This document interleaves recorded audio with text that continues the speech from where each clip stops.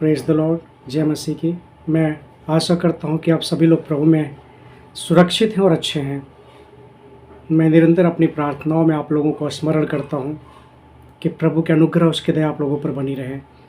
आज एक बार फिर से मैं आप लोगों के लिए एक अच्छा और बहुत ही सुंदर विषय को लेकर के आया हूँ, जो बाइबल आधारित है। यह इज़राइल और फ़िलिस्तीनियों के बीच के युद्ध की कहानी, जो एक लड़का है और परमेश्वर और गोलियत जैसे दानव, राक्षस फ़िलिस्तीनी, जो इज़राइल के ऊपर चढ़ाई करना चाहता है और बालक जो है इज़राइल की तरफ से लड़ना चाहता है। और हम बात करते हैं दाऊद के संबंध में। पहला शमूएल 17 अध्याय उसके 1 से लेकर के 11 तक के पद को जब हम पढ़ते हैं, तब हमें यह पता चलता है, ज्ञात होता है कि फ़िलिस्तीनियों और इज़राइलियों के बीच में किस प्रकार का युद्ध हुआ था। फ़िलिस्तीनी इज़राइलियों पर हमला के लिए एक व्यक्ति को भेजा जिसका नाम गोलियत था। ये गोलियत नाम का एक विशालकाय फ़िलिस्तीनी इज़राइलियों से लड़ने की चुनौती देता था। और गोलियत आम इंसान की तुलना में लंबा, चौड़ा, सुडौल और क्रूर व्यक्ति था। वह भारी कवच और हाथ में तलवार, भाला और बड़ी ढाल थी उसके, और इज़राइलियों को हमेशा ललकारता रहता था। इज़राइली बेचारे भयभीत थे, क्योंकि उनकी तरफ से ऐसा कोई भी व्यक्ति नहीं था जो फ़िलिस्तीनियों से लड़ करके और इज़राइलियों को विजय दिला सके। किसी में भी उससे लड़ने की हिम्मत नहीं थी।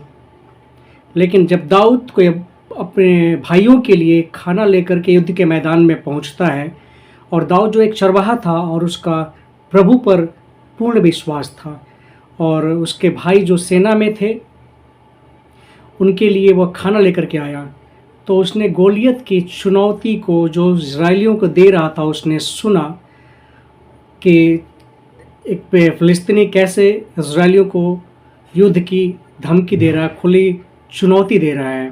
और ये बात तो दाऊद ने सुनी, और दाऊद ने उन सैनिकों से पूछा कि भाई, कोई इनसे क्यों नहीं लड़ रहा है, फ़िलिस्तीनियों से इनसे लड़कर विजय की इज़राइलियों को क्यों नहीं जीत दिला रहा है। लेकिन उसके जो भाई थे उन्होंने इस बात को सुना और उसको डांट लगाई कि तू यहाँ से जा, क्योंकि वो जानते थे कि वो युद्ध देखने में और युद्ध की बातें सुनने में, चर्चाओं में वो बहुत माहिर है और उसका मन लगता है। इसलिए उसके भाई तो उसके डांट को उसे भगाना चाहते थे, जो पहला शमूएल 17 के 24 से लेकर के 30 पद में हम देखते हैं। और दाऊद जानता था कि प्रभु इज़राइलियों को बचा सकता है, क्योंकि जब वो चरवाहा था तभी उसने भालू और सिंह को मारा था। और इसमें क्या था कि राजा साउल जो था वो दाऊद को बुलाता है मिलने के लिए, और उससे पूछता है कि क्या तुम इस युद्ध को लड़ पाओगे। और दाऊद जो है साउल को इस बात की तसल्ली देता है, और वो कहता है कि दाऊद ने उसको बताया, गोलियत साउल को, कि जब मैं चरवाहा था तब मैं भेड़ों को जब मैं चराया करता था, तब मैंने शेर और भालू को मारा है, और निश्चित रूप से प्रभु इज़राइल की रक्षा करेगा। एक विश्वास था दाऊद के अंदर पूरी तरह का। वो बिल्कुल एकदम कॉन्फिडेंट था, विश्वास था उस दाऊद को कि निश्चित रूप से प्रभु जो है इज़राइलियों को जय दिला सकता है। सो दाऊद ने उसको, साउल राजा ने बहुत सारे उसको भारी भरकम उसको पोशाक पहनाए और तलवार और ढाल बहुत सारा, जिसमें वो कंफर्टेबल महसूस नहीं कर पा रहा था दाऊद, और उसने उस चीज़ को मना कर दिया, उसने निकाल दिया उन सारे वस्त्रों को। और हम देखते हैं कि दाऊद जो है अपने गुलेल को उठाता है उसने, और वो जो है 5 चिकने पत्थर लेता है वो, और युद्ध के लिए निकल पड़ता है सामना करने के लिए फ़िलिस्तीन का और उस गोलियत का, जो विशालकाय होता है एक राक्षस की तरह, जो कि साधारण मनुष्य की तुलना में कहीं अधिक बलशाली और बलवान और बड़ा होता है। और जब फ़िलिस्तीन, जब वो गोलियत उसको देखता है तो उसके ऊपर चिल्लाता है और उसके ऊपर हंसता है कि क्या मैं बालक से युद्ध करूं, क्या ये लड़का मुझे हरा पाएगा। और उसके ऊपर वो हंसता है, लेकिन दाऊद ने कहा, प्रभु मुझे तेरे वश में कर देगा। एक अंदर से उसके अंदर एक कॉन्फिडेंस था दाऊद के अंदर, एक ऐसा विश्वास जो कभी समाप्त ना होने वाला बल्कि विजय दिलाने वाला था। और यहाँ पर मैं एक और बात को मार्क करना चाहूँगा कि इज़राइल और फ़िलिस्तीन का युद्ध कोई आज का युद्ध नहीं है। या जो 1947-48 के बाद जब इज़राइल का गठन हुआ तब से युद्ध नहीं है। ये कई हजार सालों से इज़राइल और फ़िलिस्तीन के बीच युद्ध चलता आ रहा है और मल युद्ध चलता आ रहा है, ऐतिहासिक युद्ध चलता आ रहा है।